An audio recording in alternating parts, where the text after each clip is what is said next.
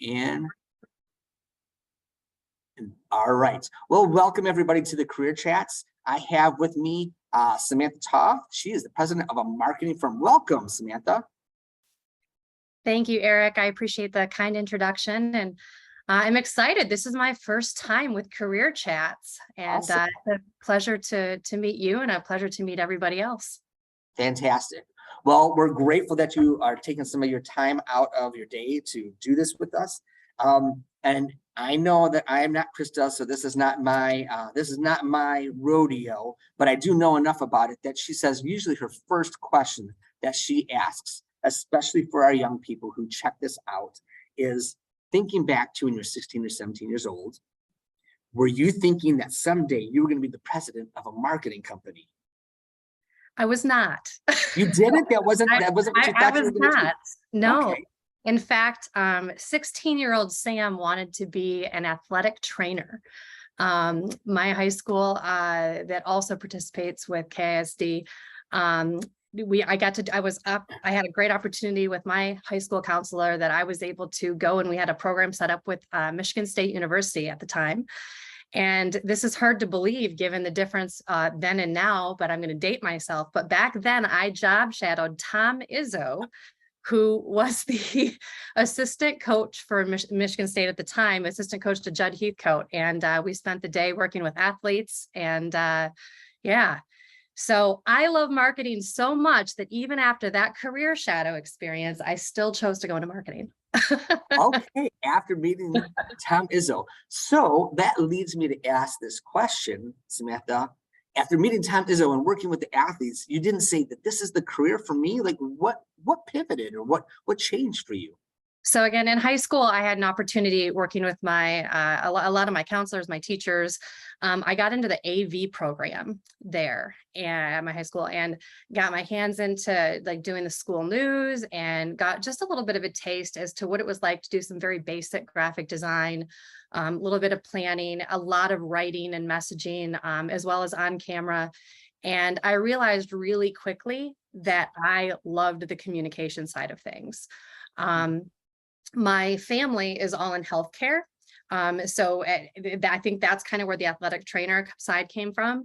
But that being said, I got to do a little bit back and forth of the communication side, working at both my grandfather and my father's eye care practice.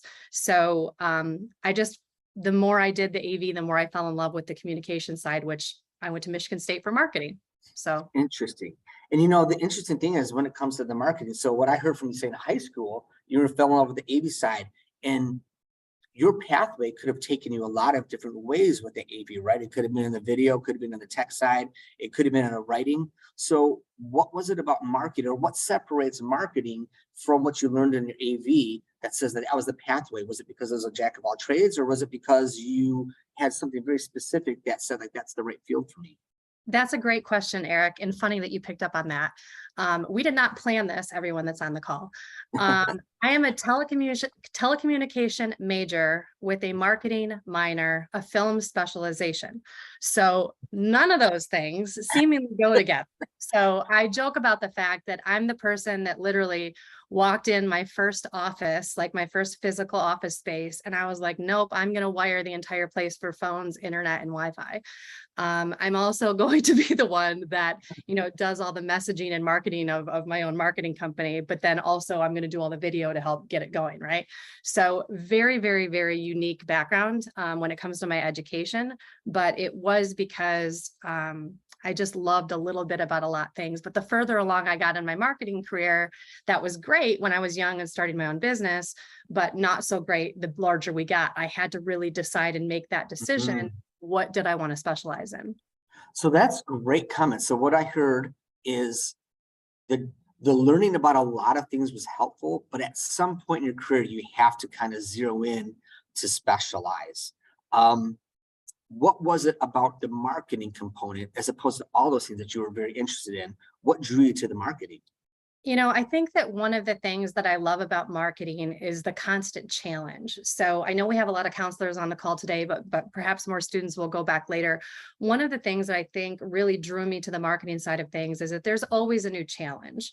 Part of my career now has changed that I spend the majority and I wear a lot of hats related to strategy. So a typical day for me, and I'm jumping between some of the kind of questions you thought might come up, but a typical day for me looks like maybe a client call and they say, hey, I feel like I'm doing all these things and spending all this money, but I don't know if I'm being effective reaching my target audience. What should I be doing? And the kind of underlying fact of that is the ability to help your clients as a marketing professional organize themselves, their thoughts, who they think they're going after, what is their product or service that they're trying to market.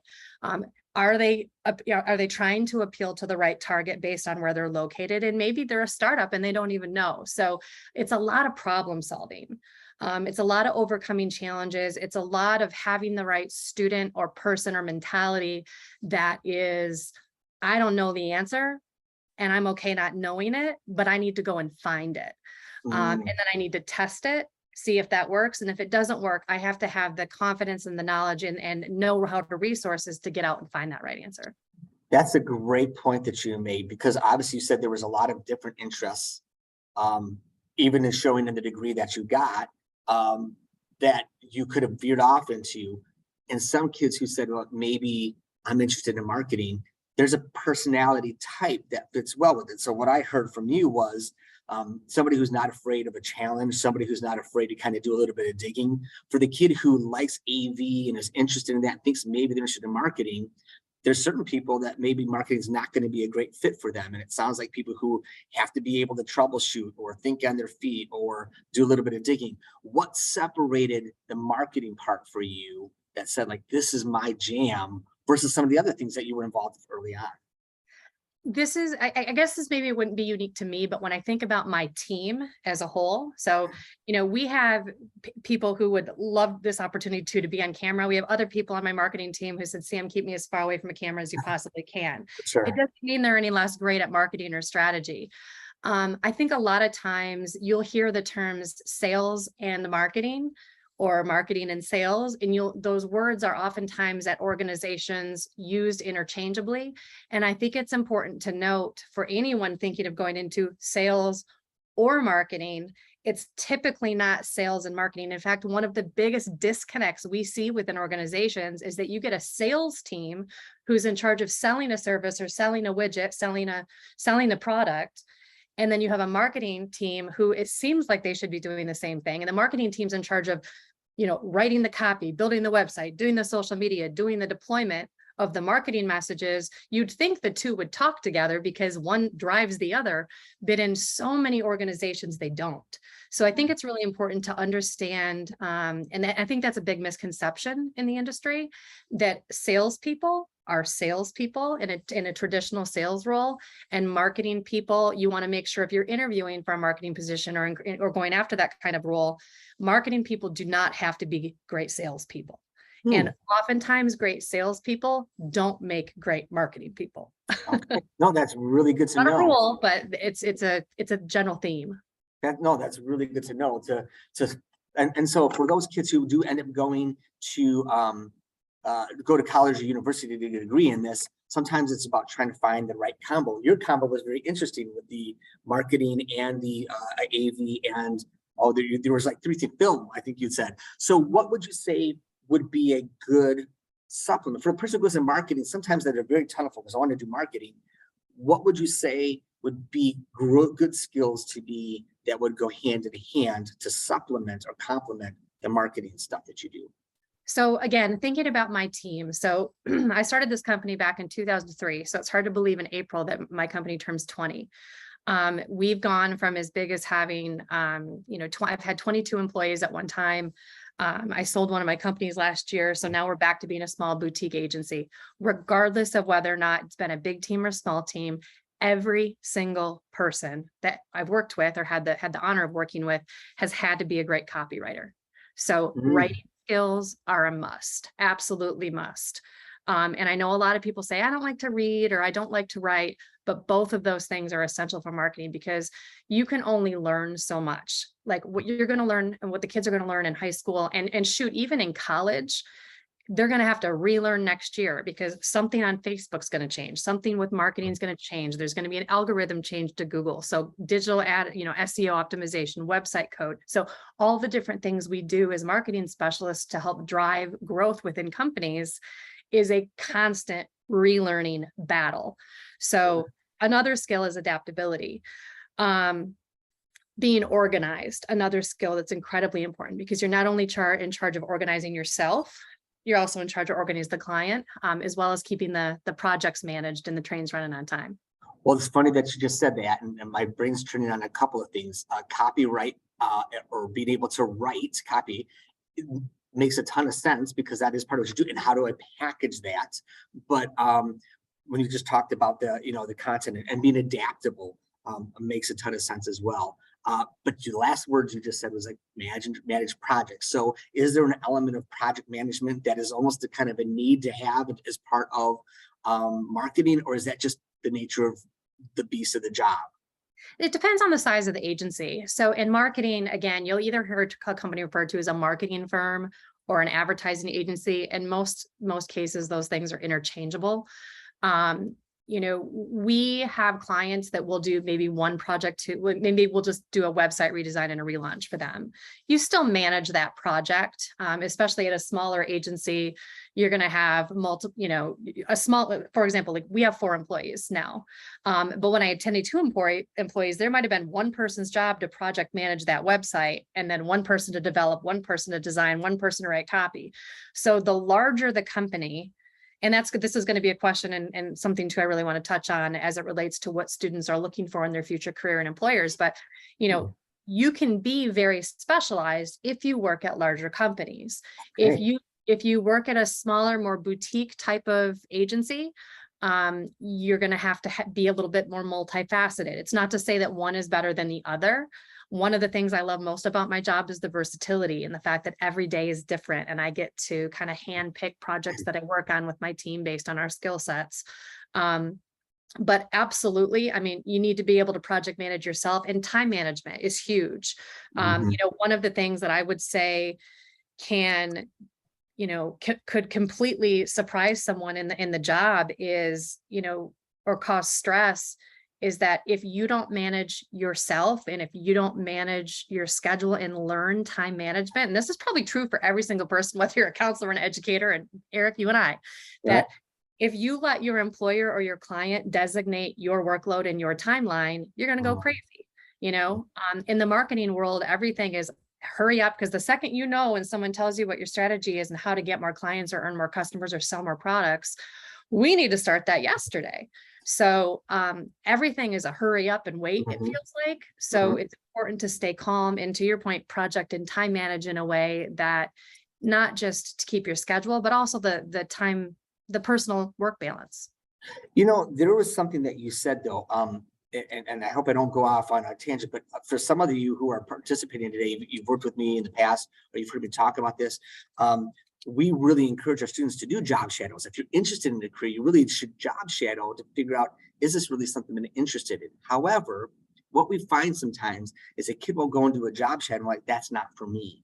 And then like, okay, after one job shadow, that's not for me. And you just laid into something that I think really resonated with me, is that you have to know, sometimes you have to do a couple different job shadows, because there's a difference between a boutique marketing firm versus a large marketing firm where you have a specialization. So knowing the different types of companies and what is expected based on the personnel and the makeup of the company, or even the type of target audience, makes a difference in whether or not you're going to be happy in what you're doing, even if it's all marketing. That's what I'm hearing. Absolutely. And this is not even true just to the marketing side of things, but, I started to think that the first question that you had pre-warned me that you were going to ask me is, if you could go back and tell 16, 17-year-old Sam, what should you be thinking about? And are you doing, did you know what you wanted to do? What I wish that someone would have asked me is, what do you want most out of your future career? That's a big question to think about. And to be honest, that's one of the job interview questions I ask people interviewing for positions at my company now. What do you want to do when you grow up?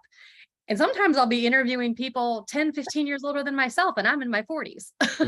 Right. And they laugh about, yeah, that's funny. And I'm like, no, seriously, what Mhm. are you looking for in your career? Is it, you want to spend more time with your kids? Is it you're looking for flexibility?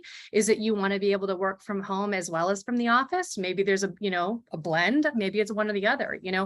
These are important things to know when you're looking at the type of career that you want to go into, because you need to be not just happy with what you do, but where you do it. Awesome. Fantastic. Fantastic. All right, I'm going to shift gears here just a little bit. Tell us, and I know recognizing that you said, depending on the different type of organization, could look different, but what would you say some generics? What would you say a typical day looks like for a person involved in marketing?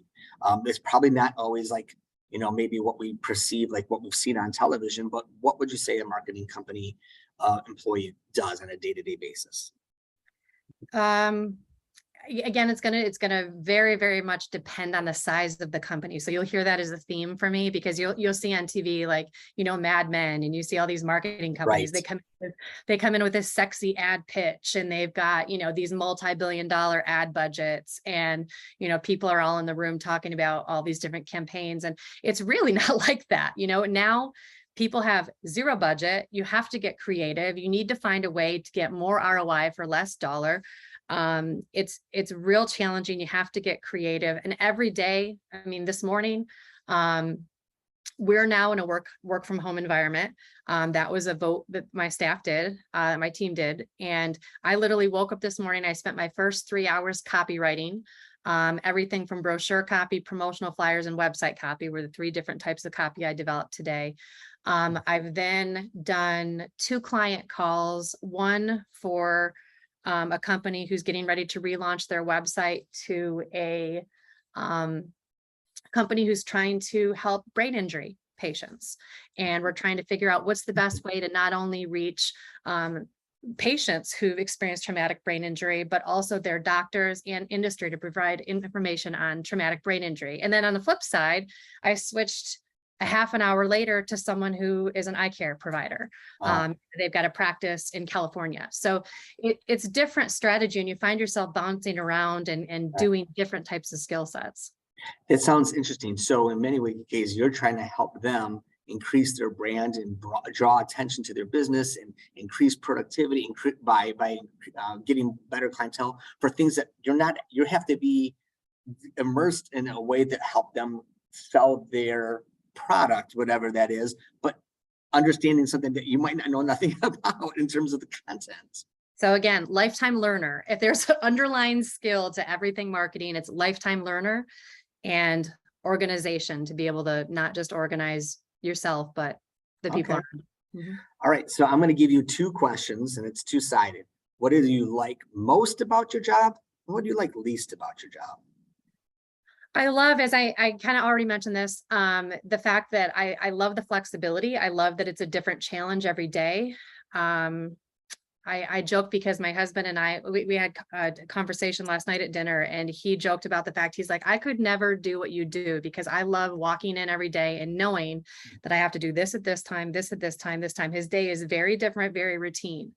Marketing is the exact opposite of that. Mm, You can walk in and plan to work on this project. This happens, something got hacked, or, somebody entered the wrong thing. And I mean, sometimes you're wearing a firefighter hat. So that part about my job I love, but I also hate it at the same time.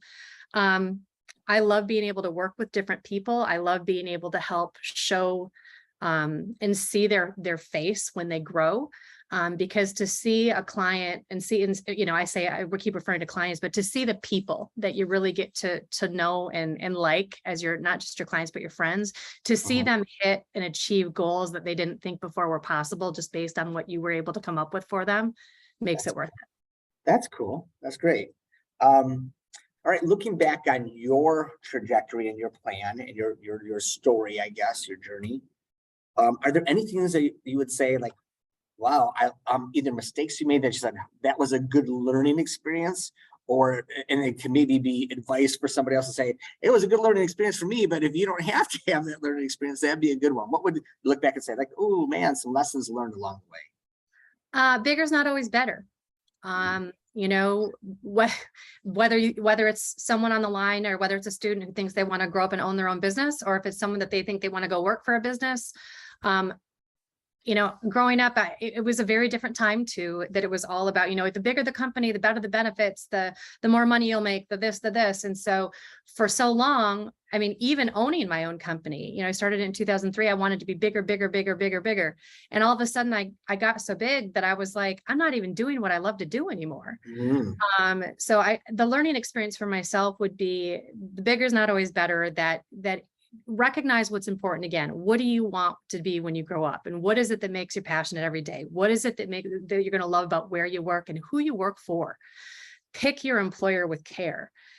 Employees now have more choices than ever before for where they want to work, and now it's reversed. And I love the fact, being a small business employer, you can really tailor the benefits to employees when you find the right ones. So I really would encourage people to shop around, and encourage students to really think about what they want to do. Like you said, do more than one job shadow, check out big companies, check out small companies, and have some of those bigger kind of questions. And I've got these too. I can type them up for you and give them to you if we don't have time to cover today. That'd be awesome. That'd be awesome. And I know you mentioned a couple. You talked about some of these employability skills, but I'm a big believer in helping our young people today to recognize, even when the kids are in school and they're saying like, oh, I'm learning something, but I don't see how I'm going to use this in the real world. What are the skills, those employability or soft skills that you say, I don't care what job you have, but particularly in this job, you really need to work and develop these skills? I know it seems silly, but all of the, the English classes where, I get it too, where it's like, I got to read this book. Are you kidding me? This book's been around for forever. Or, it's not necessarily what you're having to read. It's the process by which you're learning to problem solve, and the process by which you're learning to time manage. And I think that so often students don't understand that it's not always about the subject matter. It's about the process and the thinking processes that our teachers and our educators are really instilling in us. The ability to time manage, what you learn playing sports at the same time that you're also having to manage maybe a job and your academics. All of these things, then just later it turns into a job in kids and hobbies. It's just different. So I can't tell you, I don't think there was a class that I did in high school that didn't somehow tie back into my job. I wish I could tell you that. But even the science classes, and I'm not even a science related field, still come in when it's a client such as a traumatic brain injury or an optometry practice, or, you'd be surprised where I'm like, holy cow, I learned that back in high school. I got to brush up on this. So. No, that's really good. And for all of our counselors on here, if there's any educators on here telling our students, like all of those things, it's about learning the process of learning, right? And how to adapt and how to juggle things. That's great. Well, we got a couple more minutes left. So what I would like to do is to toss it back to you, Samantha. If there is one big piece of advice to our young people that you would give to them to say, like, I know you got the world as your oyster, but here's what I would give you as advice, looking at what you're trying to figure out for your life, what would you give them? And I guess I would, that life question is, what do you want most out of your career? Yeah, what do you want most out of your employer? But the other thing is, I would challenge our students is to really think about, when you go into a job interview, especially when you're going in, whether it's for a job shadowing experience or if it's an internship or whatever it is that they're applying for, it's very easy to feel on the defensive and to feel like, oh my gosh, are they going to want me? But I encourage them to have the confidence, walk in pre-researched, do the research of the company, know who you're sitting in front of, have questions prepared for them that tie in. Is this someone you want to work for? Is this a company you want to work for? Who are the other people on the team? Ask to meet some of the team members, because the more that students act interested, the more engagement that they show. And when an employer sees something like that, in many cases, we're not just hiring for the skills. I told you the skills change every day in marketing. It changes so quickly. We're hiring for the personality, and we're hiring for that go-getter, that self-learner, that self-starter. So the quicker and the easier they can identify themselves in the marketing field and show that they like to learn and they've learned those processes in school, the better impact they're going to have on getting that job. Awesome. Well, just wanted to say how much we appreciate your time today. I know I forgot to even ask, I was so engrossed in it. I forgot to ask any participants if they had questions. So if you did, and I think I said it at the very beginning, but if you have questions, you can throw them in the chat. And if not now, then we can always make sure we follow them up to you. I know you said you had some information to share as well, but we really appreciate you sharing with us a little bit about marketing. I guess I do have one follow-up. What are you said when you had a little bit larger, and Samantha just put her email address in the chat, so thank you. A little bit larger company, when you had a couple more specialized roles, what would be some of, for those kids who are like, I think I'm interested in this a little bit, but what are some of the other roles that would be working associated with or alongside marketing for kids who said like, this might be the right kind of field, but I'm not exactly sure what else could I do with this? Yeah, no, that's a great question. Everything from, I mean, when we had 22 employees, we had people who would do like assistant website editors. So like they literally, their jobs would be customer support where they'd get tickets, they'd make minor changes to a website, and then they'd kind of customer support, if you will, or marketing assistant support. People who just make edits kind of all day. We have people who build social media content, who just write social media posts all day, and they have to jump in between different voices for different companies. So someone who maybe, we have graphic designers, print designers, web designers, again, copywriting on all levels, whether it be for press releases, whether it be for, brochure, print, web, and then of course, strategy. The hardest thing to do in marketing is to be able to take what someone said and be like, well, flip it around. That's the noise that your brain makes. Flip it around like that and find the solution. So it's just a few. Awesome. No, those are great. Those are great. Once again, Samantha, thank you so much for your time. We really appreciate it. I enjoyed the conversation. I kind of am a little bit jealous of Krista because she gets to have all these cool conversations with people. But thank you so much for your time. And I'm going to go ahead and stop the recording.